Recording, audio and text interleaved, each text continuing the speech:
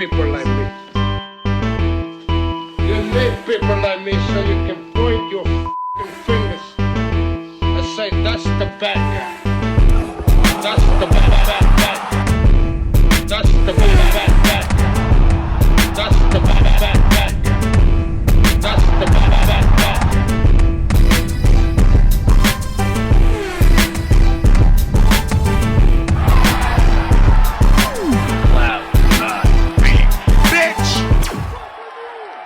Welcome to the relay. We're covering today's top boxing news. Okay, we'll start with this.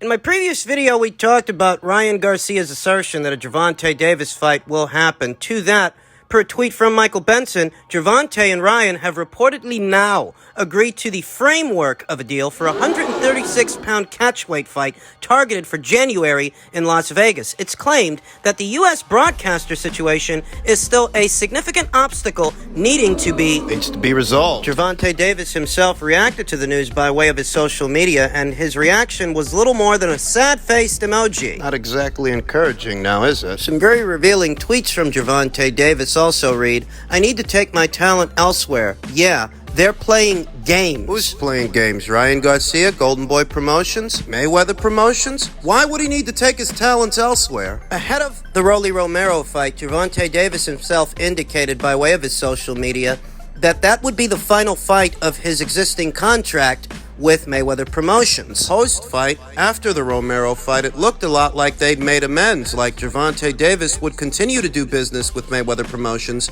moving forward, regardless of what he said leading up to that fight. We don't here and now know the truth of it. We don't know that Gervonta Davis still is a network and promotional free agent. We don't know that he isn't. We don't know the full extent of what it was Gervonta Davis was hinting at and talking about then. We don't know the full extent of that now. All we know is that he's singing a very familiar tune. All we know is that he's saying they are playing games. He's saying, I need to take my talent somewhere else. A Twitter user that goes by the name Chewy991 said, you must be hurting Leonard Ellerby with these tweets. That guy goes real hard to defend someone not signed to him. And to that, Gervonta Davis said, I'm not signed to them anymore, so I can't be talking about them. He's saying he's not signed to Mayweather Promotions anymore. We don't even know that Gervonta Davis is the one saying it. Whoever handles his social media, whether it's him or someone else. We just don't know. Irrespective of Gervonta Davis's cryptic tweets, the story is him and Ryan have agreed to the framework of a deal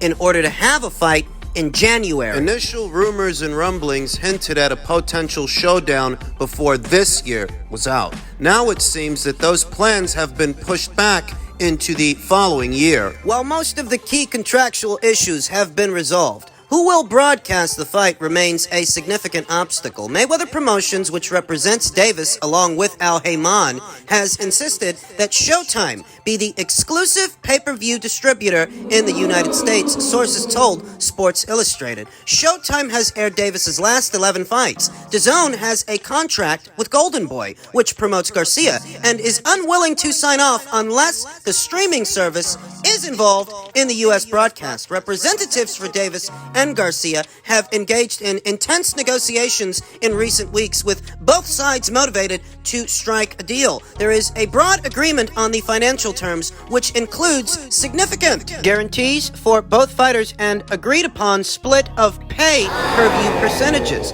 Davis, who campaigns at 135 pounds, has agreed to come up to 136. Garcia, who weighed 140 pounds for his last fight, has agreed to drop back down. The targeted fight date is January in Las Vegas. It sounds a lot like Gervonta saying he's not with Mayweather Promotions anymore, but these reports, they seem to indicate the opposite. That not only is he still with them, but they're in the thick of negotiating this fight on his behalf. I've never felt that Gervonta Davis was his own boss, that he had the autonomy that a Anthony Joshua has or a Canelo Alvarez. I've never felt that Gervonta Davis had the necessary business savvy and instincts to go it alone. He strikes me as a fighter that needs all his thinking done for him. And even if he has grown discontent with Mayweather Promotions over the years, I don't know that he has the legal liberty to go his own way. Really doesn't sound like it if Mayweather Promotions is still negotiating fights on his behalf. No matter what he's posting to his social media, irrespective of his cryptic tweets, for all intents and purposes, Mayweather Promotions still is in the picture. And the biggest obstacle here is what I told you. It's what I told you before. It's what I've been telling you the whole time. The U.S. TV rights for the fight.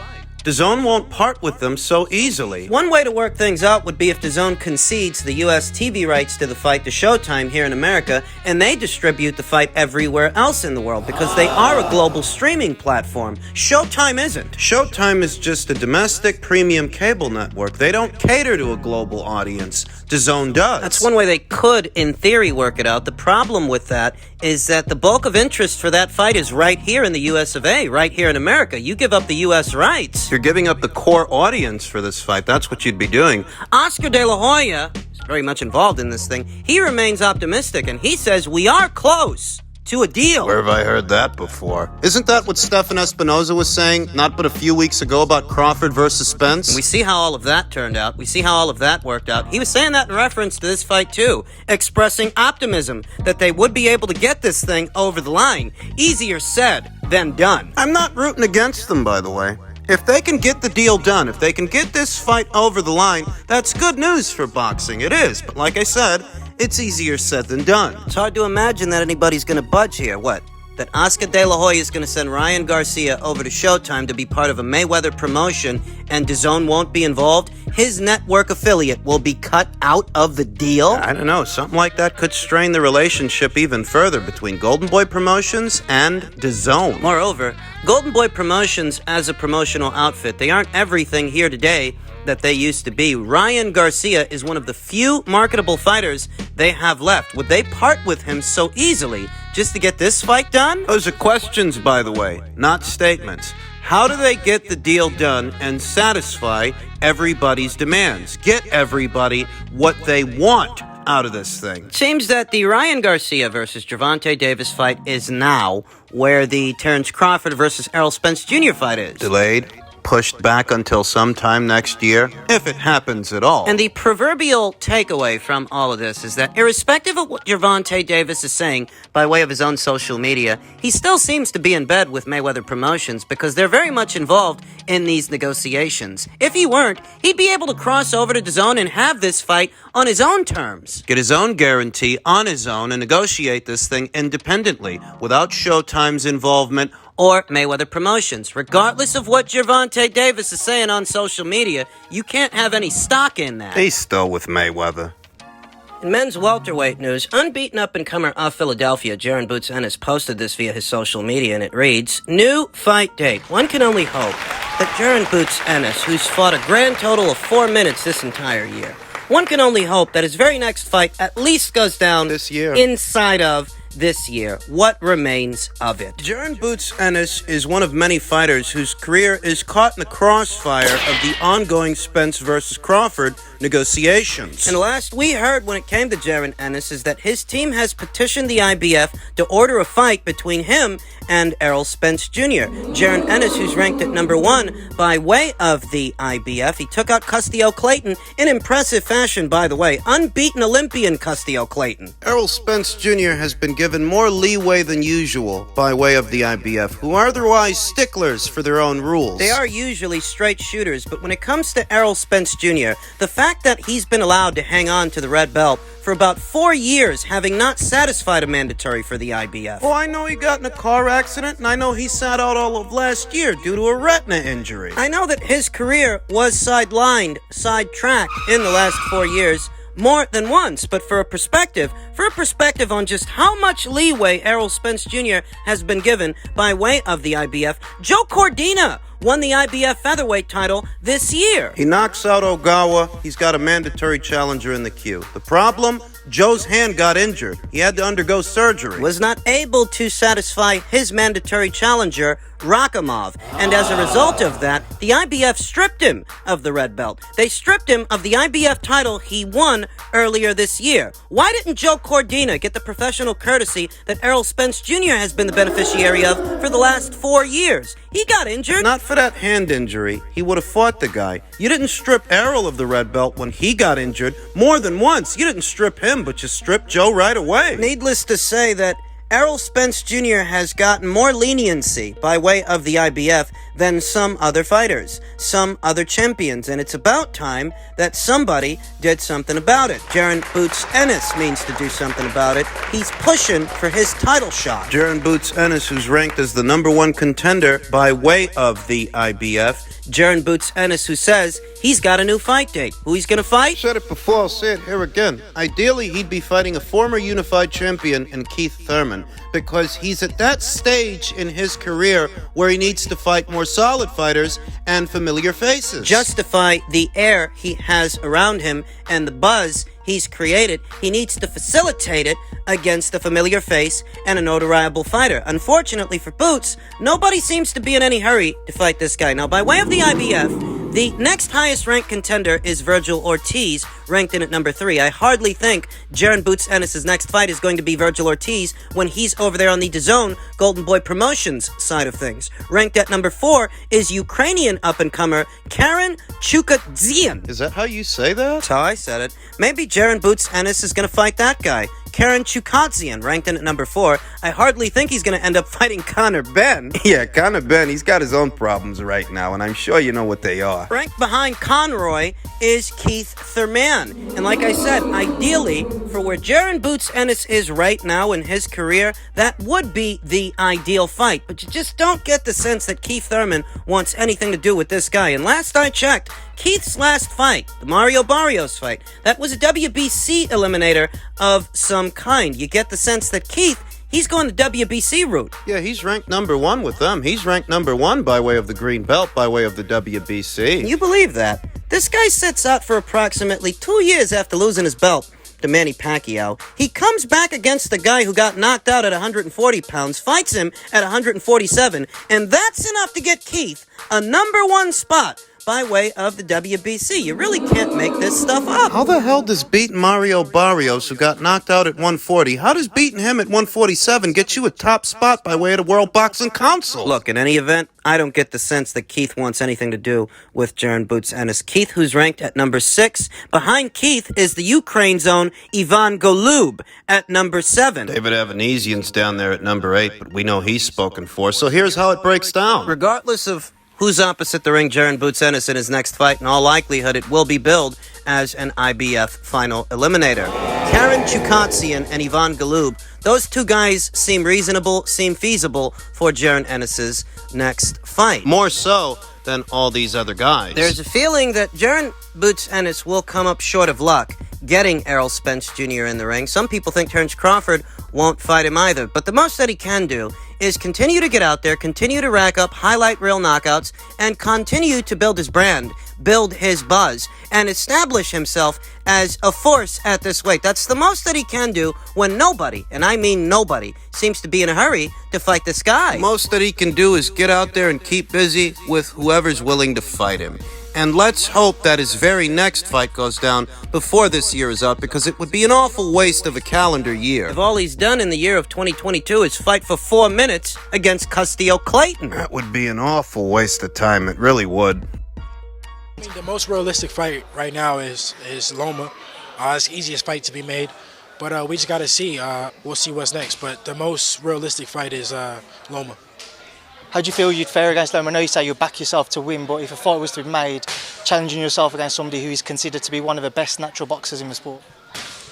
I mean, you rate him that. I don't rate him that. You know, it is what it is. We'll see when we step in the ring if he's what they say he is. I think that if Vasyl Lomachenko makes it through the upcoming Ortiz fight, and he actually goes into the undisputed lightweight contest, the undisputed lightweight title fight with Devin Haney, I think a lot of people, regardless of the outcome, are going to owe Devin Haney yet another apology. Devin Haney's one of these fighters, he can't do nothing right for some guys. There are a lot of people, they made up their minds about Devin Haney a long time ago, and you know, if he stays at lightweight, if he proves to be a man of his word yet again, and he actually has that Vasyl Lomachenko fight, it's those short-sighted critics, it's those guys that will owe Devin Haney an apology more than anybody. Not because he wins and not because he loses, but because he's going through with a fight that these guys said he would avoid. I remember ahead of the first George Kambosos Jr. fight, there were a lot of people out there that were going with George to win that thing. There were.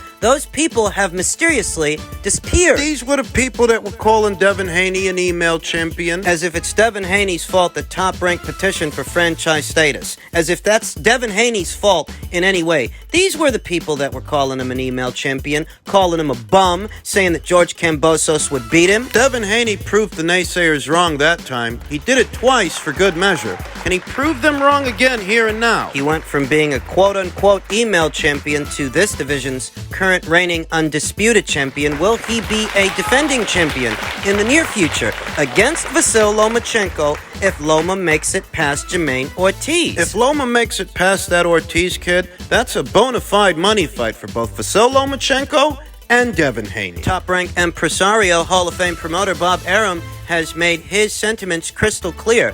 That's the fight that he wants to make. Devin Haney, he's echoing that sentiment. He's saying that's the most realistic fight for him. And like I've been saying, I ain't got a horse in the race. If Devin wins the fight, great. If he doesn't and Loma beats him, that's fine with me too. I'm a fight fan after all. I just want to get a fight out of all of this. Devin Haney sticks to his word, sticks to his guns, stays at lightweight long enough that he fights Vasil Lomachenko. That's quite beneficial, not just for the division, but for the sport. So many big fights. They're still trying to negotiate a Ryan Garcia versus Gervonta Davis fight and a Terrence Crawford versus Errol Spence Jr. fight. In terms of progress in certain areas of the sport, there is none. We are now where we've always been. Whereas when it comes to Devin, there has been progression. He's gone from a quote-unquote email champion, as some people like to call him, to an undisputed champion. And if he delivers on his word, if he makes good, and he fights Vasil Lomachenko fight, that's yet another major fight. An intriguing one. Look at Devin's metrics for the first George Kambosos fight and the second one. A little over $1 million for the first fight, close to $1 million for the second fight. People are watching. People are paying attention. If he could get those metrics for George Kambosos, just imagine what kind of ratings he could get with Vasil Lomachenko. Moreover, if they build this as a pay-per-view, I buy it. I'm not going to apologize for that. I don't know if it's Bob Arum's plan to build this fight as a pay-per-view or if he'd want to show it on regular ESPN, but wherever it happens, you can bet your bottom dollar I'm going to do what I got to do to watch it. I like Devin's attitude towards the prospect of facing Vasil Lomachenko. He's not tripping over his feet to give that guy compliments. He looks at that guy as a competitor. He looks at him as his competition. And that's how he's supposed to. Because he, unlike many other fighters, seems to have every intention of facing him. And let's hope that he means business, as there were concerns ahead of that second George Kambosos Jr. fight that Devin Haney has outgrown the lightweight division, that he looked a bit too gray and too gaunt on the scales ahead of that rematch. His performance the following day that allayed those fears because he looked sharp. So let's hope that we actually get this fight.